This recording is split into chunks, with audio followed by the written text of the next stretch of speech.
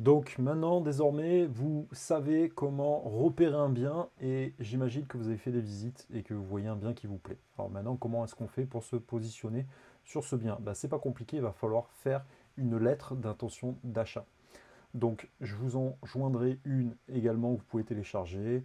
Euh, je pense que si vous passez par un agent immobilier, il a déjà les siennes. Donc vous remplissez concrètement l'offre qui vous a envoyé. Donc c'est pas très compliqué. En fait, il y a votre partie, nom, prénom, profession, lieu de résidence, date de naissance, se positionne sur un studio par exemple, à telle adresse, le prix de l'offre en chiffres et en lettres que vous formulez, la validité de l'offre. Donc en général, on met une période assez courte pour essayer de mettre la pression un peu au vendeur, pas trop courte non plus pour pas la rendre obsolète non plus.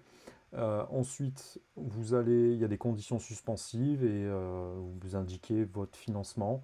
Donc, est-ce que c'est un paiement comptant? Est-ce qu'il va y avoir un emprunt? Vu que vous êtes déjà allé en amont, vous savez ce que vous pouvez financer sur combien de temps. Donc, par exemple, sur 20 ans, un taux à, je sais pas moi, 1,4% en fonction des taux en cours. Et tant d'apport et tant d'emprunt, tout simplement. Et puis, vous signez. Cette offre, à quoi elle sert? En fait, elle vous sert à mettre une option sur le bien. Elle va vous servir surtout à faire contresigner le vendeur. Lorsque le vendeur l'a accepté, il n'a plus le droit de se rétracter. Il ne peut plus le vendre à une autre personne. Donc, ça vous met une option sur le bien. Et ensuite, il va falloir organiser le compromis de vente et ou la promesse de vente. Donc, les compromis de vente, c'est de plus en plus rare. En fait, ça encadre le vendeur, ça immobilise le vendeur et l'acheteur. Donc l'acheteur doit justifier de 2 refus de prêt s'il veut se délier de cet engagement.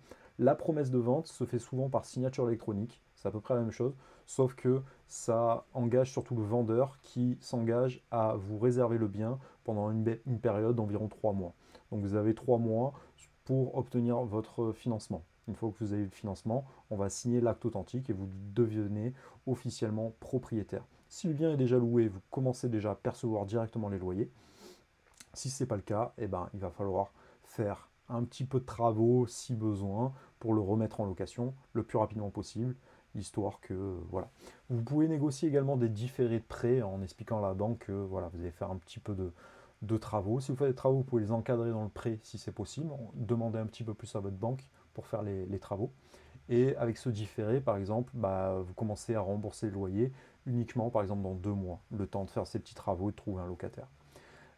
C'est pas plus compliqué que ça, il va falloir choisir un notaire, donc demandez à l'agent immobilier des bons notaires. Si vous en connaissez des bons autour de vous dans votre famille, vous pouvez y aller également. Le notaire est là pour défendre vos intérêts. Si un seul notaire, il défend l'intérêt de l'acheteur et du vendeur. Si chacun son notaire, eh ben, la promesse, la rédaction va se faire par le notaire vendeur, donc le compromis ou la promesse de vente va se faire chez le notaire vendeur et l'acte authentique, là où on remet les clés, la deuxième signature, va se faire chez votre notaire acquéreur. Ce n'est pas le cas, ça se passe par le même notaire dans tous les cas. Les notaires sont très importants parce que c'est lui qui va organiser tout l'ensemble du projet. Les coûts sont les mêmes de partout. Et le plus important, c'est le clerc de notaire. Le clerc de notaire, c'est un petit peu les petites mains du notaire. Les notaires, en général, ils ont tendance à découvrir le dossier le jour J. Voilà. Tandis que le clerc de notaire, en amont, c'est lui qui a constitué, qui a réuni l'ensemble des documents et qui va préparer vraiment tout l'ensemble pour que le notaire fasse son travail. Donc le clerc de notaire est plus important parce que en fonction, ça peut aller plus ou moins vite et faire en sorte qu'il y ait une meilleure communication entre vous et qu'il n'y ait pas d'erreur tout simplement. Donc ça, voilà. Après, ce qu'il va falloir faire, c'est en fait, vous ne pouvez pas entamer de démarche de financement tant que vous n'avez pas ce compromis de vente ou cette promesse de vente signée. C'est vraiment l'avant-contrat qui recense tout l'historique des conditions de vente et toutes les informations qui concernent la zone géographique et l'immeuble dans lequel se trouve votre appartement ou le bien en lui-même, tout simplement. Donc, c'est important en amont d'avoir réuni tout l'ensemble des documents nécessaires pour le banquier. Comme ça, le jour J, dès le lendemain, vous allez voir votre banque, vous fixez un rendez-vous ou dans votre interface en ligne, si vous passez par votre banquier directement, vous lui envoyez tout l'ensemble des documents pour que lui, il puisse commencer le travail.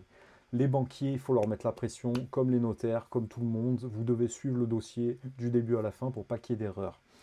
Si il vous met votre dossier dans une pile et que le mec il part en vacances ou qu'il il vous oublie que vous ne le relancez pas, vous risquez d'être hors délai et voilà, vous, votre but c'est d'être propriétaire le plus rapidement possible.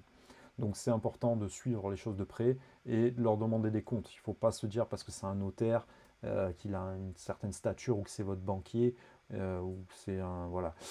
Il faut pas les harceler, mais il faut régulièrement les relancer, les relancer, les relancer.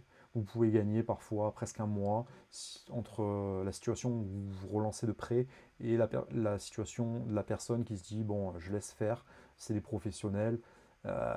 Parfois, vous pouvez avoir des mauvaises surprises avec des mauvais interlocuteurs.